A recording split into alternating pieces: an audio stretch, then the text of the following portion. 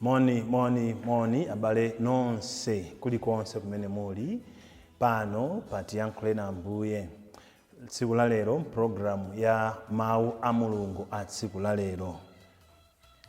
M'dzina la Atate ndi la Mwana ndi la Mzimu Woyera. Amen.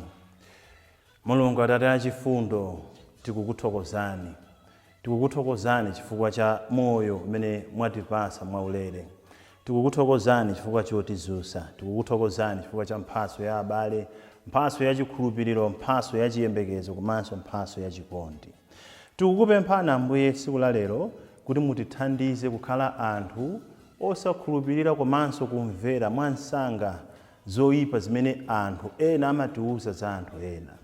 Tiphunzire kuona anthu mene inu Mulungu munawalengera kuti munthu wina aliyense ndi wabwino, ndipo tikhalenso owafunira anthu onse zabwino, osati kuwayipisira mbiri powaganizira kapena kuwalankhulira zinthu zoyipa.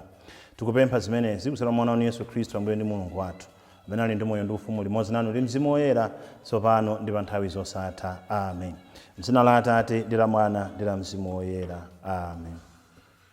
Mawu oyamba akuchokera m'buku lachiwiri la Samuel, mutu 1 ndime ya 1 mpaka 4 kudzapitiriza pa ndime 11 mpaka 12 kudzawerenga ndime 19 ndikudzamaliza ndi ndime ya 23 mpaka 27. Amene akutiwerengera mawu oyamba ndi a Geoffrey Meta Besera kuchokera ku Nanthomba Parish mu Archdiocese ya Lilongwe. Mawu a mthenga wabwino akuchokera mu uthenga wabwino wa Mariko Woyera, mutu 3 ndime ya 20 mpaka 21. Amene akutiwerengera mawu a mthenga wabwino komanso kutigawira mawu ndi Reverend Father James Balala achipani cha Spiritans kuchokera ku Streams in the Desert Spirituality and Retreat Center mu Diocese ya Dedza. Mawu oyamba. Mawu a m'buku la 2 Samuel. Saulo atamwalira, Davide adabwerako kumene adakagonjetsa Amaleki kuja, ndipo adakakhala ku Zikiligi masiku awiri. Tsono pa tsiku lachitatu lake adangoona munthu akuchokera ku zithando za nkhondo za Saulo, atavala zovala zong'ambika ndiponso atadzithira dothi kumutu. Munthuyo atafika kwa Davide adadzigwetsa pansi namulambira. Davide adamufunsa kuti, ukuchokera kuti? Iye adayankha kuti, ndathawa ku zithando za nkhondo za Israeli. Davide adamufunsanso kuti, zinthu zidayenda bwanji? Tandiuza. Iye adati, anthu athawa ku nkhondoko ndipo ambirinso aphedwa. Saulo ndi mwana wake Yonatani nawonso aphedwa. Apo Davide adang'amba zovala zake, nawonso anthu amene anali naye adachita chimodzimodzi. Ndipo anthuwo adabuma maliro, adalira ndi kusala zakudya mpaka madzulo chifukwa cha Saulo ndi Yonatani mwana wake.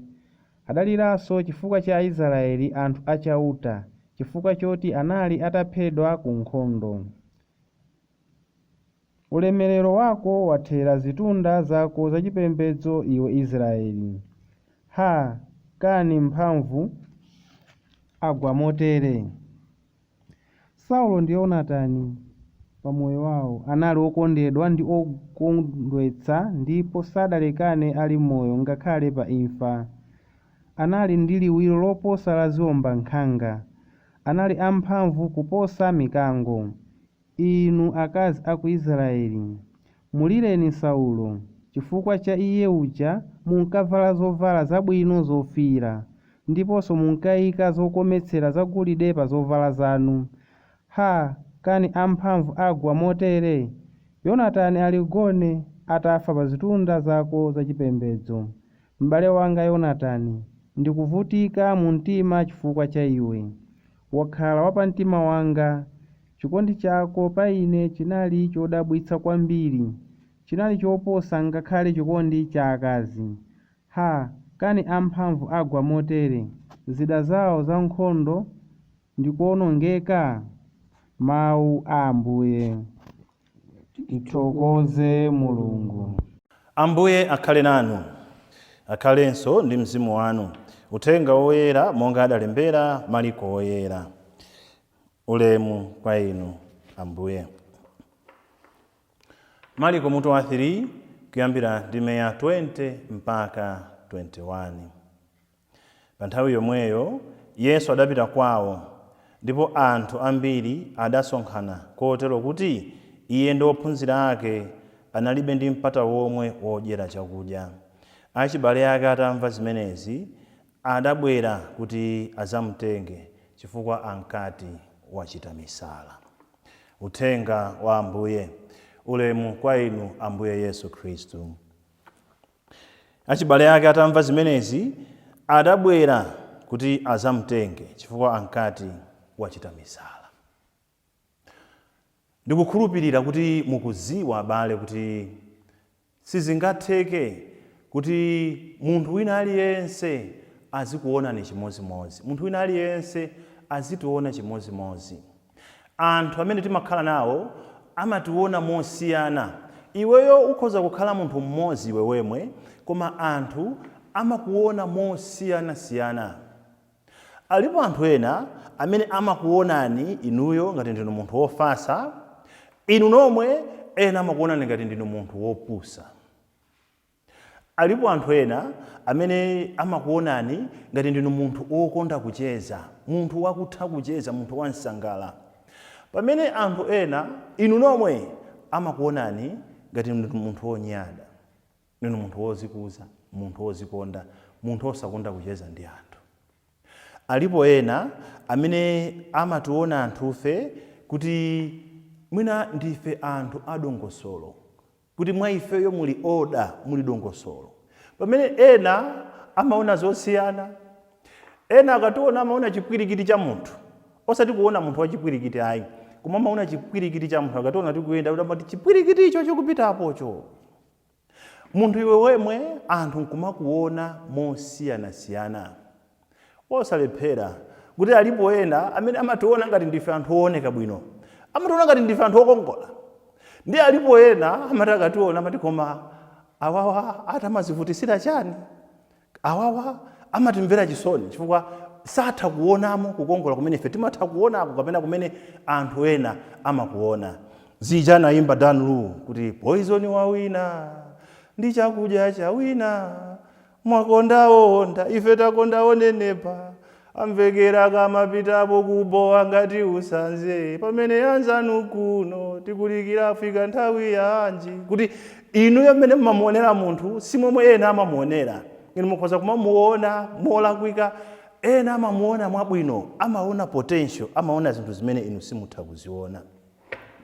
Ndikukhulupirira kuti zimenezi sizimachitikira anthu tokha. Olo titakhala kuti tabweretsa njelo pakati pathu ndikumuyimika patsogolo apa, ndikunena kuti tiyeni tipereke ndemanga zathu mmene njelo yakuonekera. Ena akhoza kunena kuti njelo akuoneka bwino ndi wokongola, ali ndi zakuti, ali ndi zakuti, ali ndi zakuti. Ena anena kuti ayi, njelo wake mumuyang'ane, mapiko wakewo lina ndi lalitali kuposa linzake. Anthu amatha kusankha pena kuona zimene iwowo akufuna kuti azione. Zimenezi zinawachitikiranso Ambuye Yesu. Zinawachitikira Ambuye Yesu kuti anthu amawaona mosiyana-siyana. Ambuye Yesu mmodzi yemweyo anthu amawaona mosiyana-siyana. Mu uthenga woyera wa lero taona kuti abale awo, anthu akumtundu kwawo, anthu akumbumba kwawo anayamba kumaona Ambuye Yesu ngati achita misala. Chifukwa choti Ambuye Yesu akukhala bize kuthandiza anthu osiyana-siyana, anthu amene akudwala, anthu amene akuvutika ndi zinthu zosiyana-siyana. Akulibe nthawi yoti akhale pansi ndikudya, mwinanso ndikupumula, ndikuchezako ndi abale awo. abale awo akupanga conclude kuti munthuyu wachita misala kamtengeni.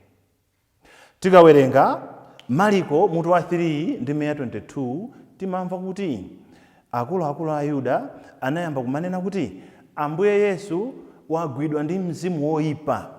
Ambuye Yesu akugwiritsa ntchito Belezebulu kuchotsa mizimu yoyipa mwa anthu ena. Akuluakulu a Ayuda akuamvesa Ambuye Yesu ngati munthu wamatsenga. Ambuye Yesu mmodzi yemweyo. Ena akuwaona ngati wamisala, ena akuwaona Ambuye Yesu ngati munthu amene akugwiritsa ntchito mzimu woyipa, amene akupanga za matsenga kumatulutsa mizimu ina yoyipa mwa anthu.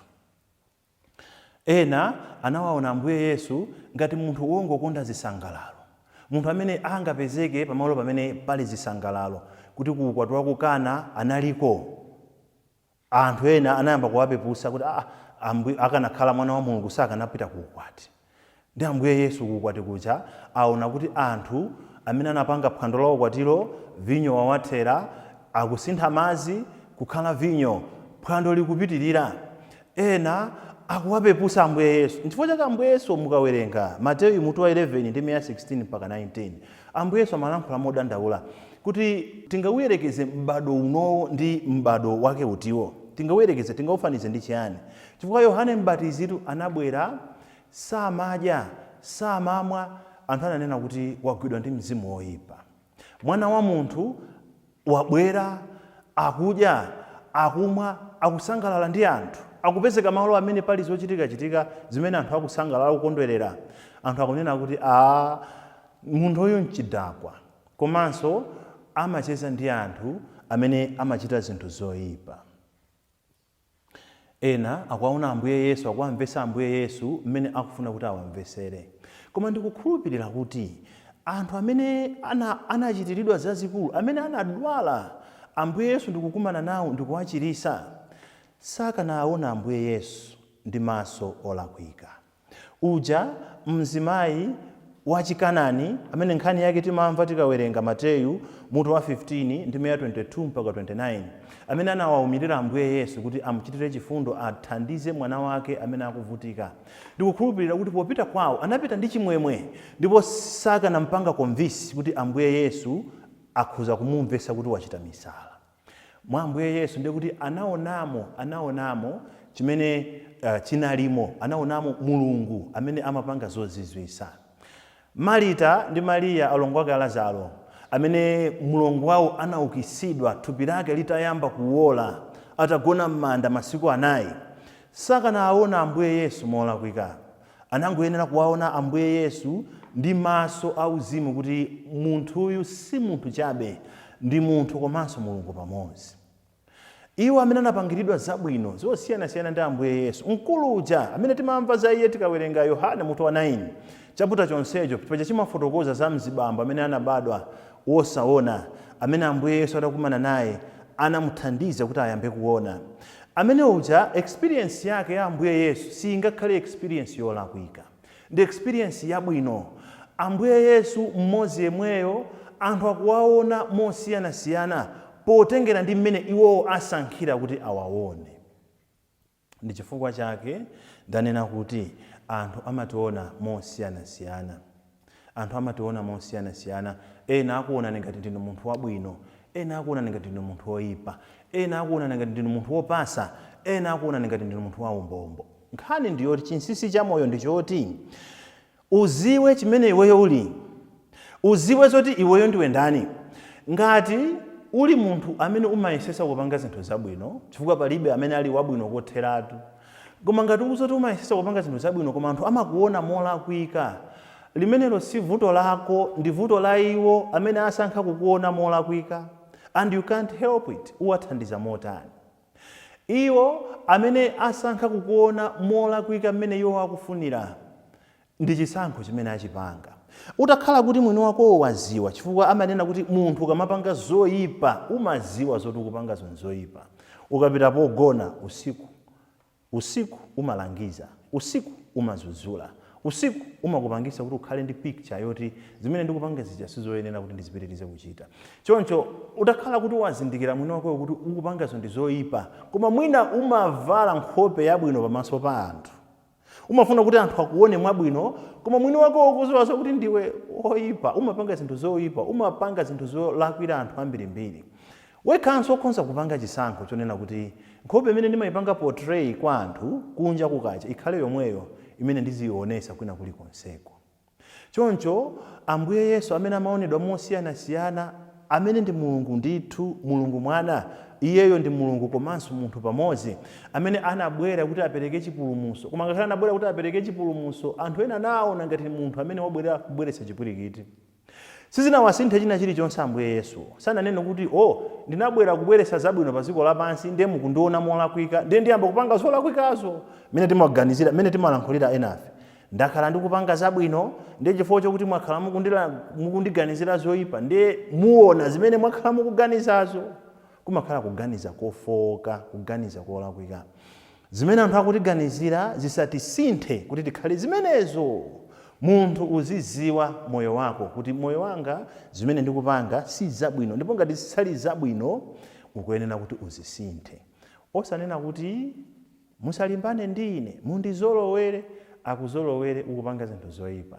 Kodi aliyense atakhala kuti anene kuti timuzolowere, amapanga zoyipa, akuzolowere amapanga zoyipa, ndiye timuzolowere, dziko lapansi liyenda motani?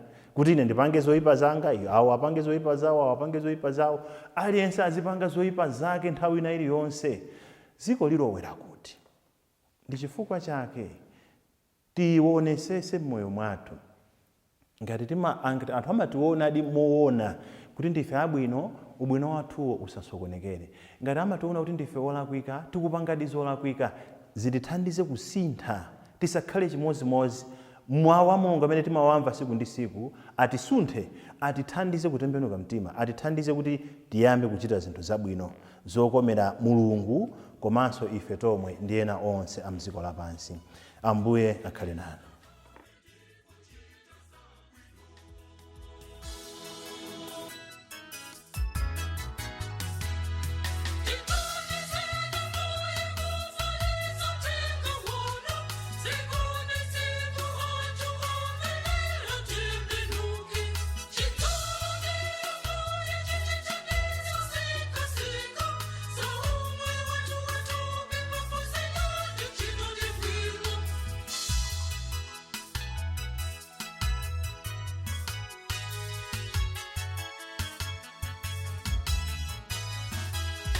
Jingle